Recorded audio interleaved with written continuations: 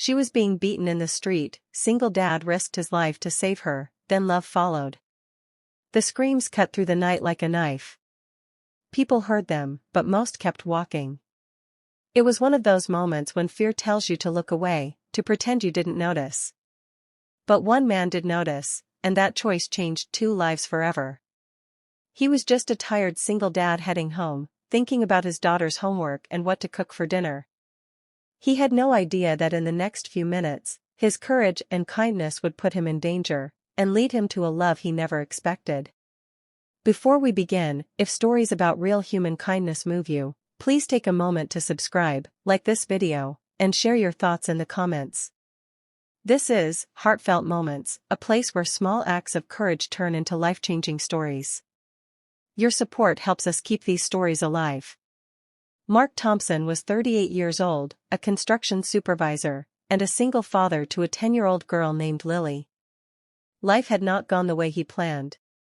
His wife had passed away 4 years earlier after a sudden illness, and since then, his world revolved around work, parenting, and just trying to get through each day without falling apart. On this particular evening, Mark was walking home from the bus stop in a quiet neighborhood of Cleveland, Ohio. The street lights flickered, and the air carried the chill of early fall. He was tired, thinking about how Lily had asked him that morning if her mom could see them from heaven. That question had stayed with him all day. Then he heard it. A woman's cry for help. At first, Mark slowed down, his heart racing. He looked around and saw a dark shape at the far end of the street. A man was shouting, his movements aggressive. A woman was on the ground, trying to shield herself. No one else was nearby. Doors were closed. Windows were dark. Mark felt fear grip his chest. He wasn't a hero. He didn't have a weapon.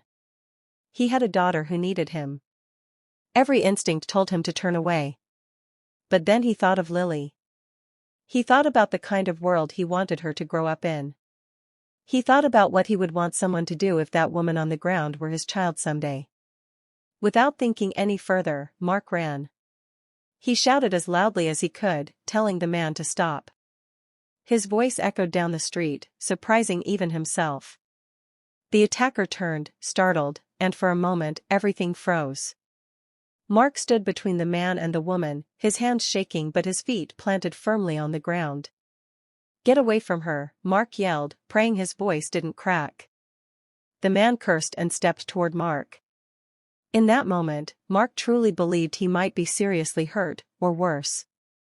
But just then, a car turned the corner, headlights flooding the street with light. The attacker hesitated, then ran off into the darkness. Mark collapsed to his knees, breathing hard. His legs felt weak, but he was still standing. He turned to the woman, who was crying, bruised, and shaking uncontrollably. "My name is Mark," he said gently. "You're safe now." Her name was Anna.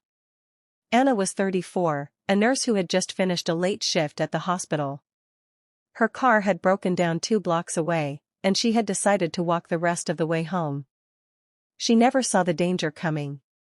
If Mark hadn't intervened, she didn't know what would have happened. Mark called the police and stayed with Anna until they arrived. He wrapped his jacket around her shoulders to keep her warm. He didn't touch her without asking. He spoke softly, like he used to when Lily had nightmares. Before the police drove her home, Anna looked at Mark with tears in her eyes. "You saved my life," she whispered. Mark shook his head. Anyone would have done the same. But they both knew that wasn't true. Days passed, then weeks. Mark returned to his routine: work, dinner, homework, bedtime stories.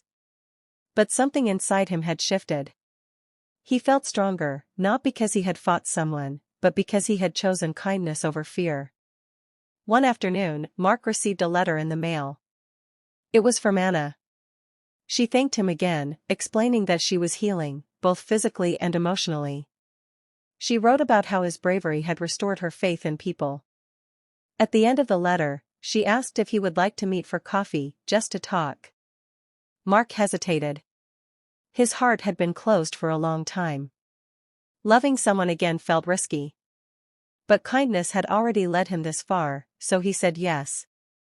They met at a small cafe near the park. It was awkward at first, but then they started talking, about work, about loss, about fear, and about hope. Anna met Lily a few weeks later, and Lily instantly liked her. She said Anna had kind eyes.